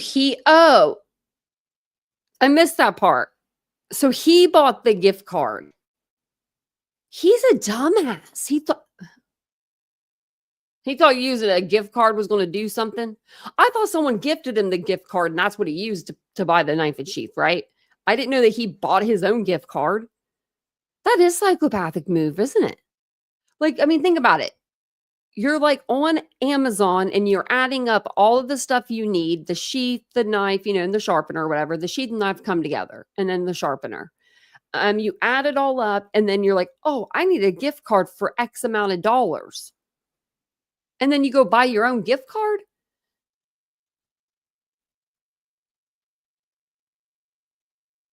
He thought that was going to work and cover his tracks. Jumping ahead, the end of June of that year, the defendant, Mr. Koberger. I know I keep repeating this, but if you just look at his intensity, there's a lot of trials that if you watch going over facts or talking about these things, people will look down, they'll look away. He wants to be in it. He wants to get every single detail. And that's not true of everybody. He probably knows this is the last time, well, one of the last times, because he'll be back in court, on the 23rd. But I think this is one of the last times people are going to see him in court. And he wants to make a statement that he's not scared. Moved from Pennsylvania to Pullman, Washington, which is right across the state line from Moscow, Idaho, for the purpose of pursuing a PhD in criminal justice at Washington State University. The state's evidence would indicate that beginning July 9th of 2022, Mr. Koberger's phone began connecting to a cell tower that serves the area of the 1122 King Road residence in Moscow, Idaho. Now, I will acknowledge for the court and all present that there are many residences in that area. It's a dense population of mostly college-related. If you look at everybody around him, like look at the attorney to our left, his right, she'll look up at the attorney speaking and then look down, then look back up again. And that's pretty much the pattern you see with normally functioning people. Bryan Koberger has not moved. He is just listening intensely, taking everything in. He may enjoy it to some extent, hearing about what he's done, hearing people describe it and talk about it openly. There may be some degree, especially now that he's pleading guilty, he may enjoy this to some extent. What we're going to see is his continued stare. So we're going to skip ahead a little bit as they describe the facts of the case. So as I fast forward for just a couple of minutes, I want you to pay attention to the way that Bryan Kohberger is sitting versus everybody else around him. Just watch the natural flow of people as I fast forward.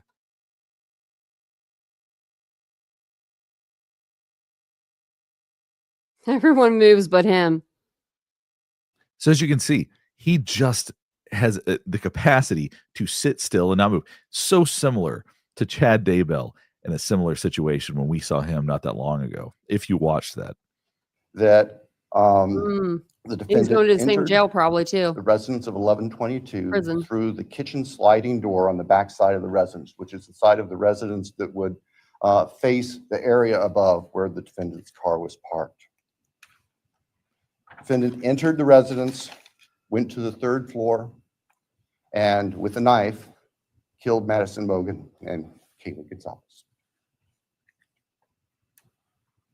The defendant, as he left that room, for whatever reason, ended up leaving, or the sheath for a K-bar knife was left on the bed. So I want you to think about this. Well, I kind of don't want you to think about it, but I'm going to talk about this anyway. He's describing something that Bryan Kohberger is going to be having mental images of. He was there. He saw it. He committed it. He can think about this right now, and you're not seeing a single twitch from him right now. You're not seeing him hang his head down in shame at all. You're seeing nothing. He's just absorbing everything that's being said. And you can even hear the attorney that's reading it. It sounds like his voice is wavering somewhat because it's so horrific to even go through this, particularly if you're really familiar with the evidence, if you've spent months and months going through all of this. And yet for him, the one who committed this act, it's nothing. And I guess that's what you would expect from somebody like him. I'm sure that nobody's surprised by that. But if you think about how inhumane and how unusual this is, how completely and deranged you have to be able to sit and listen to this and remain just staring at the person saying it. I don't think that most people can truly understand or relate to that in any real way. The state's evidence would show that Xana Knodel, still awake at this time, in fact, had taken a DoorDash order not long before this started. Her room was not on the 3rd floor. It was on the 2nd floor on the west side. As the defendant was either coming down the stairs or leaving, he encountered Xana, and he ended up killing her, also with a large knife. Ethan Chapin, Xana's boyfriend, was asleep in their bedroom, in her bedroom, and the defendant killed him as well with a large fixed-blade knife. Each victim suffered multiple wounds and saw the defendant, who was dressed in black with a black balaclava on, holding some sort of container in his hand. And she saw him leave the house through the direction of the kitchen where that sliding door is that I mentioned before. Working with the sanitation department back in this neighborhood in Pennsylvania, took trash that had been set out on the street for collection, sent the contents of that from the Pennsylvania residence of the defendant's parents to the Idaho State Forensic Laboratory, where the lab experts there. Now you're seeing your first real response during this whole read of what happened. You saw him licking the inside of his mouth, and now you're seeing him adjust himself. There's something about the idea that this is part of what identified him that really seems to upset him. That seems to be a very strong reaction. If you can listen to murder being described and not react to something in your first. What did Bill say? Took trash that had been set out on the street for collection, sent the contents of that from the Pennsylvania residence of the defendant's parents to the Idaho State Forensic Laboratory, where the lab experts there. Yeah, I saw it. So I think that, yeah, I mean, he would have a reaction to that, right? Because that was the DNA. That was what got him. Like your dad's Q-tip. He cleaned his ears and they took that Q-tip and they're like, we're going to use this Q-tip and we're going to trace it back to Bryan Kohberger. And then they swabbed him directly. Let's just make that sure we're clear with that. He direct. And then that's where we got the, octillion thousand, or, the 28 or 27 zeros behind the number. Now you're seeing your first real response during this whole read of what happened. You saw him licking the inside of his mouth, and now you're seeing him adjust himself. There's something about the idea that this is part of what identified him that really seems to upset him. That seems to be a very strong reaction. If you can listen to murder being described and not react, but then they're talking about them doing forensic analysis on your trash, and this is how you react, there really is something about that got to him. That's because that's what got him From the caught. Pennsylvania residence of the defendant's parents to the Idaho State Forensic Laboratory, where the lab experts there were able to identify DNA on a Q-tip as coming from the father of the person whose DNA was found on the knife sheath that was next to Madison Logan's body in the bed.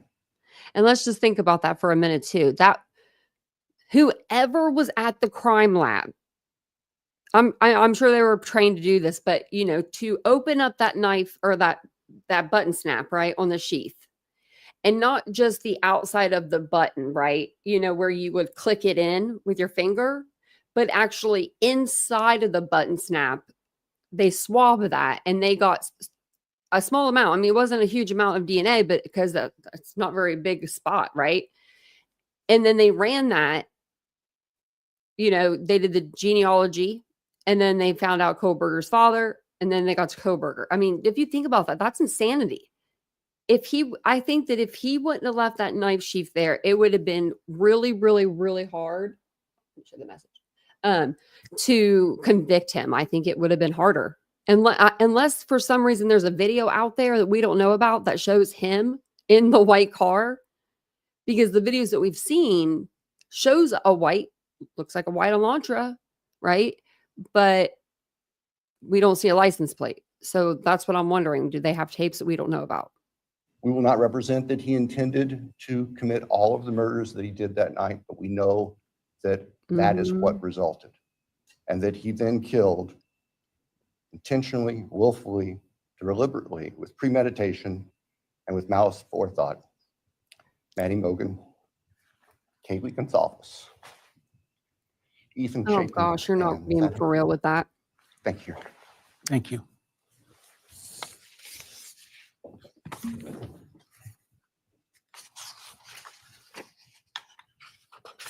All right.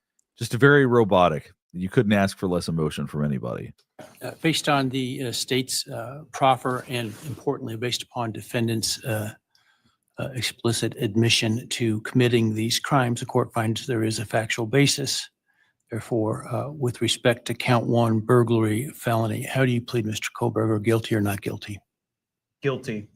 As to count 2, murder in the first degree, as it relates to the murder of Madison Mogan, how do you plead, guilty or not guilty? Guilty. As to count 3, as it relates to murder in the first degree for the murder of Kaylee Gonzalez, how do you plead, guilty or not guilty? Guilty. As to count 4, the first degree murder of Xana Kernodle, a human being, how do you plead, guilty or not guilty? Guilty. As to count 5, the first degree murder of Ethan Chapin, a human being, how do you plead, guilty or not guilty? Guilty. Right. The court will find that the defendant understands the nature of the charges and each offense and the possible consequences to him of his guilty plea. Court finds that there is a factual basis for the plea, and that finds the defendant believes the plea to be in his best interest. I find that the plea was given freely, voluntarily, and was intelligently made. I accept the plea. I direct that it be entered. I'll continue the matter for sentencing in this case. All right, we'll go ahead and stop here. It looks like on July 23rd, there's going to be the sentencing. We will certainly be watching that.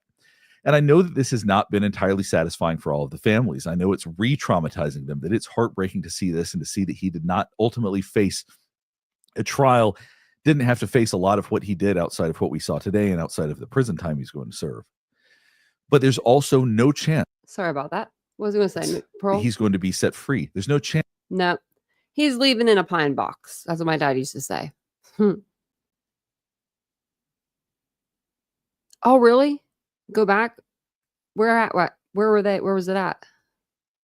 Do you plead guilty or not guilty? Let's see. From the father, but we know. It would have been down here. Thank you. Thank you.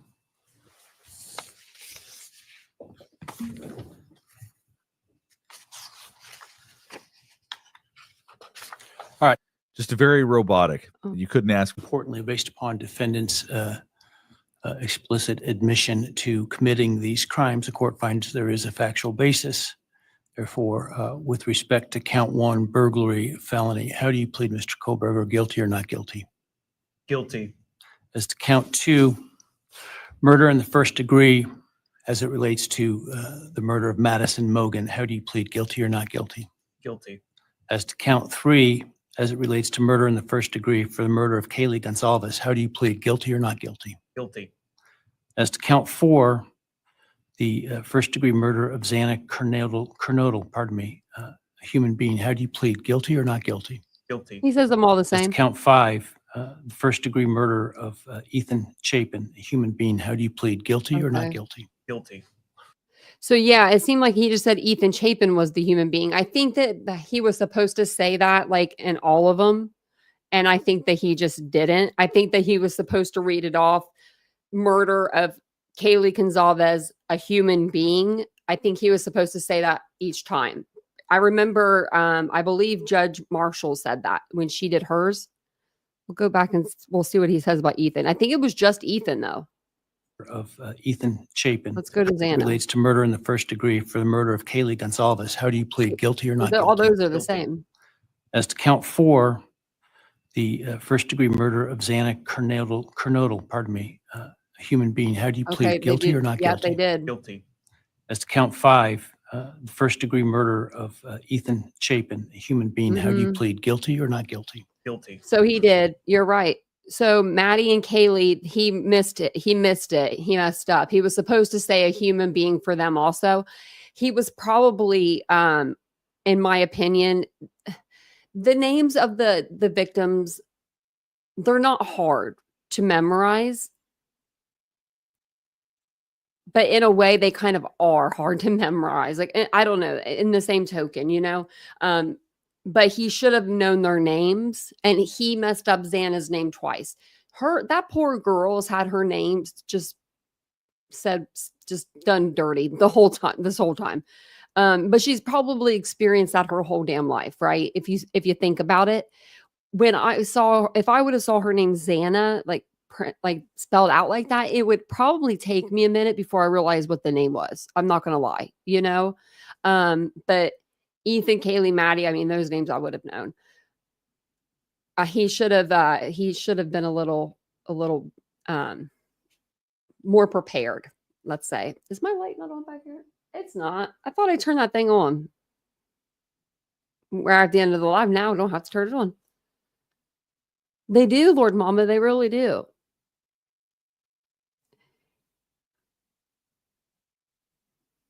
Oh, in the beginning, but at the end, without a human being for 2 of them, Vicky. That's what Vicky said. Yeah. I think he just kind of messed up.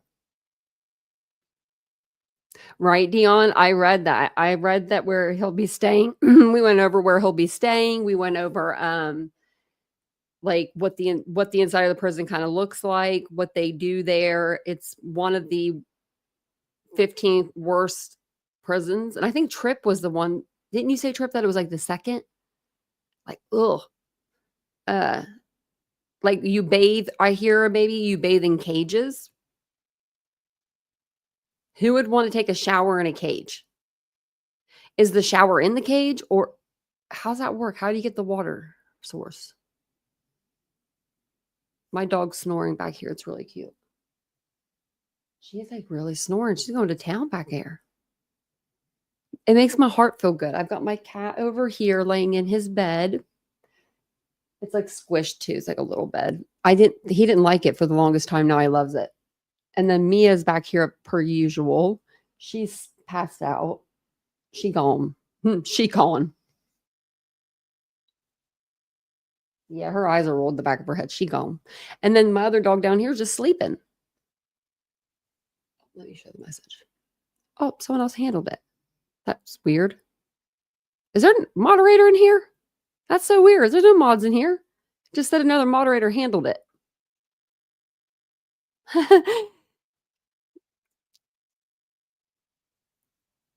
Oh, yeah. Yeah, he doesn't even get a shower curtain now, Ashley. Just gets a cage with some water. That doesn't sound like fun.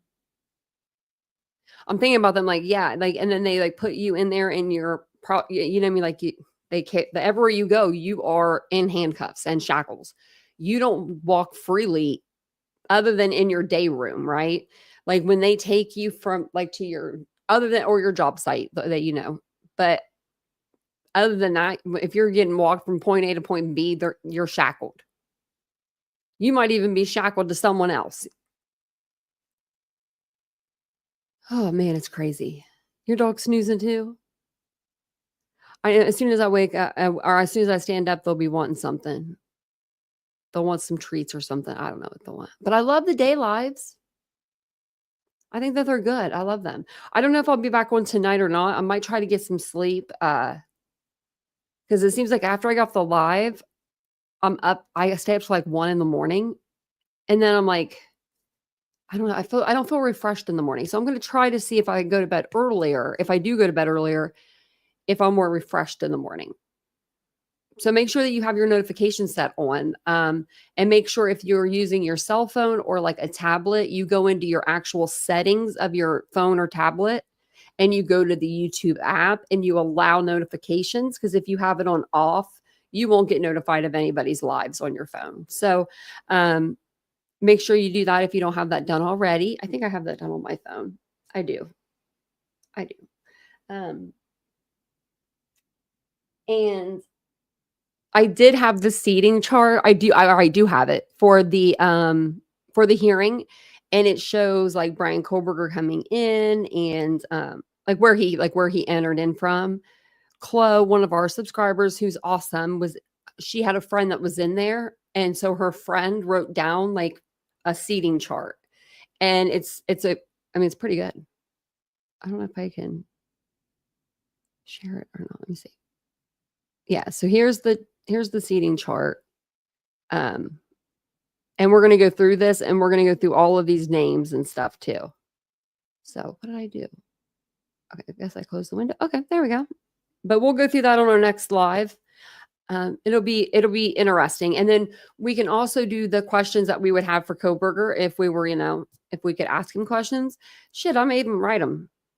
Might even write them, Might be like, hey, Kohberger, I don't even know what I would say to him. Other than, I think if I was sitting in front of him right now, I'd be like, why? That would be my first question. Would it be why? Hey, Miriam.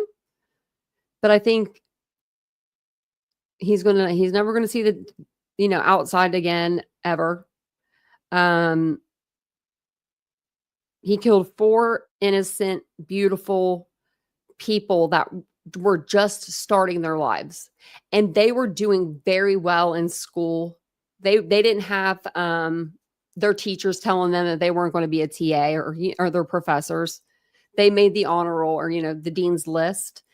Kaylee was getting ready to start a new adventure of, she was going to go overseas and then she was going to go work in a new state and just get away from Idaho and try something new. I'm sure Maddie, when she graduated, she probably would have, ventured down maybe to see Kaylee or, maybe live in the same area as her.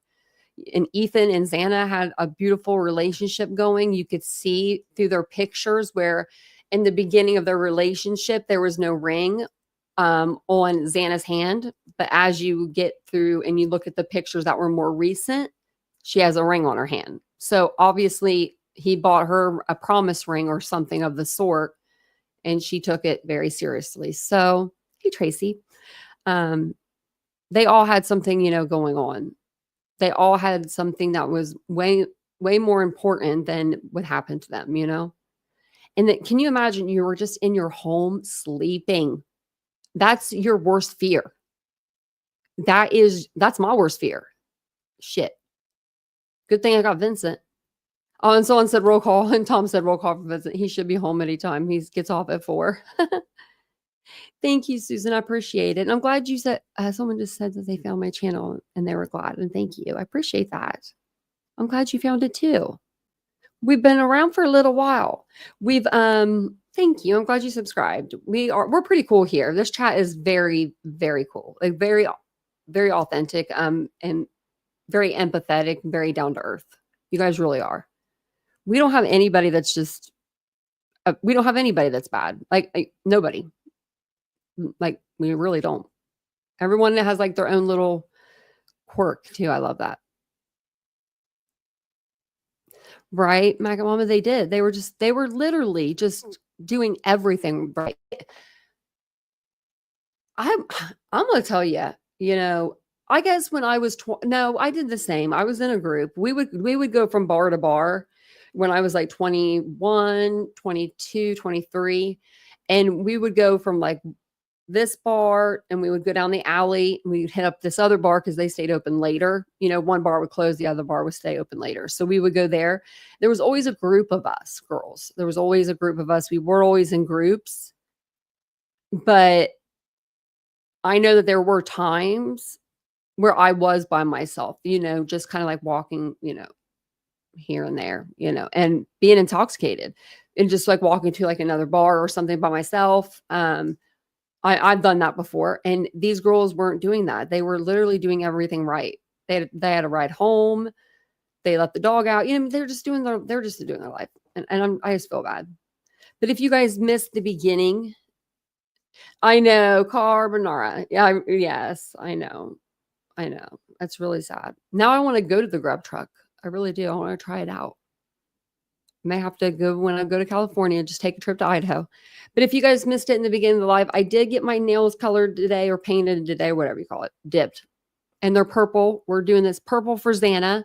Kaylee and Xana's favorite color was purple. So, and Maddie's favorite color was pink. So I did pink in May. I did pink with purple hearts for them in June, and now July, we're doing purple for Xana. And then in October, I won't forget either because I think these colors are cute. In October, I'm going to do yellow and white for Ethan and his flowers for the tulips. So, but I will put it up on a short video, like, the nails or whatever. Trying to see if there's anything else I want to tell you guys before I got off here. I don't think that there was. Oh, there was no new documents or anything like that. There's nothing new other than July 23rd. Of course, we'll be all here watching the plea, the sentencing and the victim's impact statements. If you missed the live from last night, we did have a really good live, and we did one during the day that did very, very well. Everybody was in here yesterday during the day. I was like, dang, guys. But I'll be back either tonight, which I don't know. If I do come back tonight, it would be really early, but I probably will try to stay off and just go to sleep early. We'll see. But keep your eye out for me. But I appreciate you guys. And I did do 2 lives yesterday. So if you guys didn't get to watch those, they were really good. One of them at night, we did the podcast, and we did another interview that Steve Gonzalez just did yesterday with a news crew called This Morning, which they're trying to take my monetization, that stupid freaking clip. So that clip we played of Steve, which I paused a lot, we paused and we did commentary. They're trying to take my whole monetization from the whole stream, not just like limited ads. I'm like, no. So I'm disputing it. I'm like, no, don't do that to me. So we'll see how that works out. I hope it'll be fine. It'll be fine either way. But make sure you can see that crime circus. Oh my gosh, I thought I am as a model. I almost did a live on him today. Actually, I usually don't review other creators, but oh my gosh, he's crazy. He's out of control. He's boom. I'm going to give you a boom. Yeah. Did you see that, Cirrus? If you guys missed the beginning of the live and you're following the Crystal Rogers case, her ex, Brooks Houck and Joseph Lawson, they were both convicted today. So they were convicted of Brooks Houck, who is 43, was convicted of murder as a principal or accomplice to the crime and complicity to tampering with physical evidence. Joseph Lawson, who is 34, was his co-defendant. He was convicted of conspiracy to commit murder and tampering with physical evidence.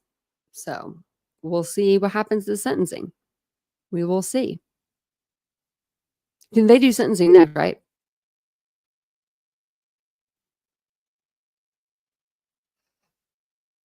Trips, I know he really is. I was watching him over on the Queen earlier when I was at the salon. And I'm just like, I wanted to be in the chat so bad, but I was getting my nails done, and I was just like, oh my gosh, this person is a freaking weirdo. Like, I mean, I've always known that since this case started, but he doesn't come up on my For You page. So I don't watch his, you know what I mean? I don't click on it. I don't think about it. I'm going to dress up like a clown and say boom a lot. Right? I mean, and have like a smoke machine, like a fog machine or something. Oh, my shirt, it's coral. I would say coral. Yeah. It's kind of like a workout shirt in a way. It's like real, like, I don't know how to explain it. Like that kind of material. I like it though. I got it at Target. It was on sale. I like their workout gear. I love their workout. Oh, I love it.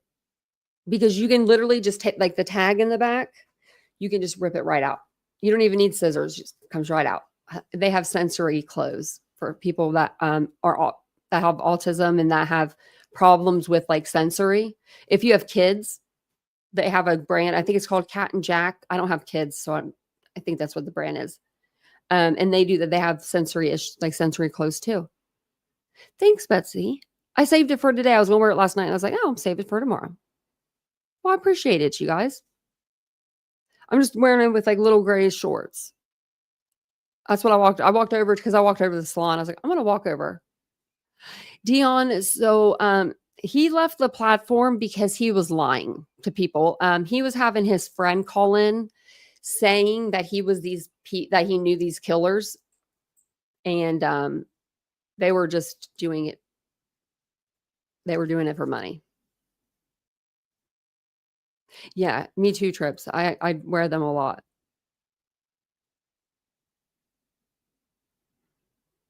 Oh, that's cute, Ashley. I need to get her something. I know what I want to get her. I just need to get it. I want to get that. I need to get 2. Is she in here? She's not in here probably. But if she comes back on replay, I want her to know. But I'm getting it for my niece too. It's something that's like the baby can have forever, ever, ever, ever. It's like one of those gifts. I love giving gifts like that. My mom used to give baby rings. We all had a baby ring or a baby bracelet or both. JLR, I don't know. I think he's been around. I think he's doing maybe he's doing the floods right now or something. Because he pops up on my timeline every once in a while. Let's go over to the live tab for a second. We'll see who's live really quick before I get off here. See if anybody on my live tab, is one. If you guys know them. Look, I'm on the live tab. That means we're probably in the algorithm. Thank you guys. And if you guys don't mind, hit the like button. We've got the docket online. He's doing a trial. I don't know any of these people. Trisha Talks is online. She's doing she's listening to Breaking Chains right now, which I love Breaking Chains. We got Bullhorn Buddy. She's talking about Sebastian. Why would Katie and Chris Proudfoot want to hide their son? Are you kidding me, Betty? Are you still doing this? Emily D. Baker's live. Pascal's live. Okay, I'm going to go into Betty's really quick and listen. Hold on. She's yelling up.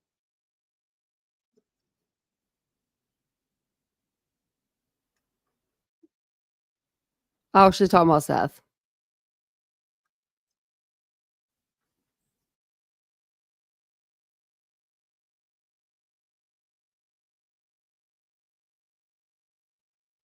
Oh my God. She's something else. Oh, is he doing the Diddy trial? Okay. A lot of people are doing Diddy. I was doing Diddy in the beginning and I should have stuck with that, y'all. One of my videos has like 17,000 views when we did Diddy, or maybe more than that. I was like, I saw it like a few days ago and I was like, what? I was like, where did all those views come from? I couldn't believe it. I'm about to go like check it out, see if I can find it for you guys. You guys are amazing. I just want to say, is it this? I have a few Diddy videos. It doesn't tell me. I'd have to go through and look, but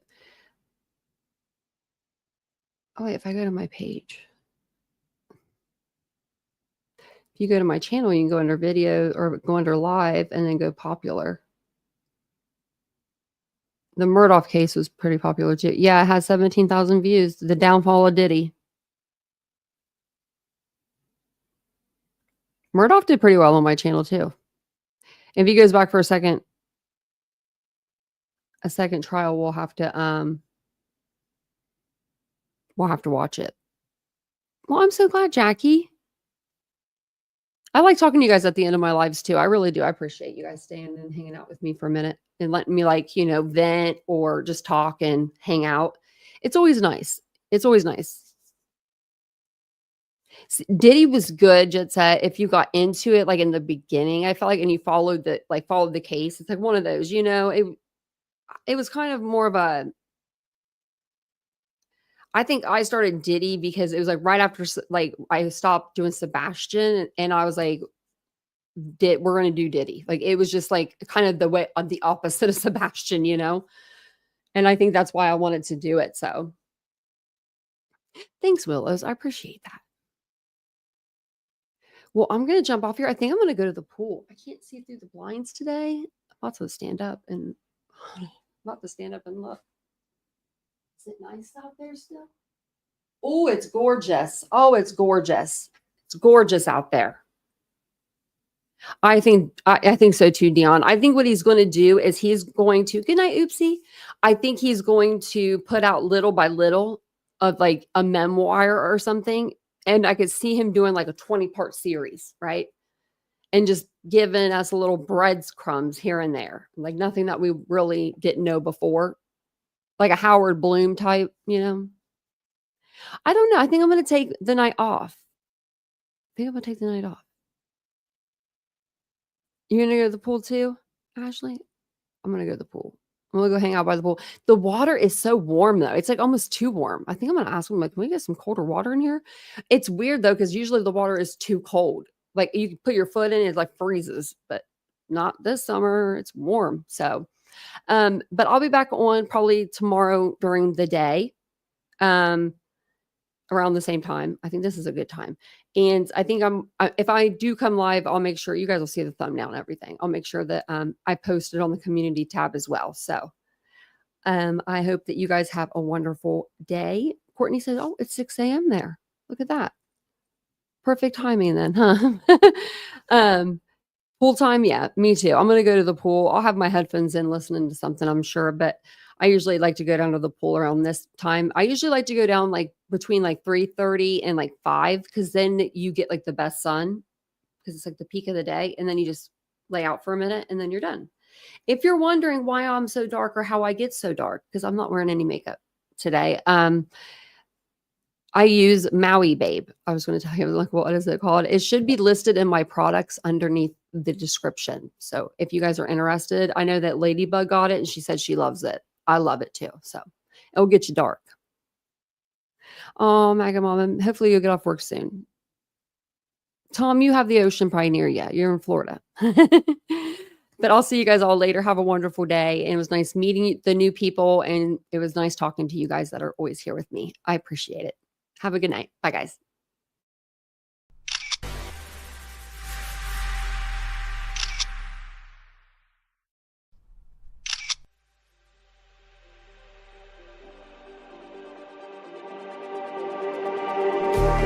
Just like the street lights lit this town, like a fire in a blaze, gotta burn it down. Can't be afraid to leave this out.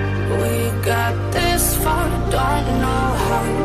I see danger in your eyes. They know we'll burn down the night. Coming just like the sunrise. You know that we're gonna let it away. Tonight, we're gonna let it away. Tonight, we're gonna let it away. Just like the sunrise, we're gonna let it away.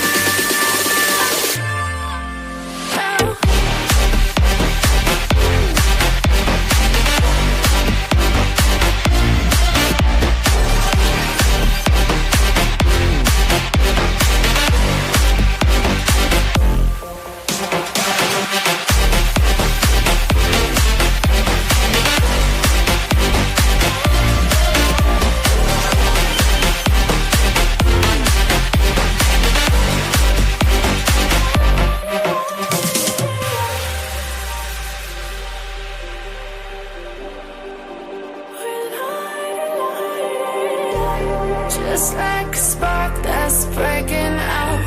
Can't make a stop, can't turn back now.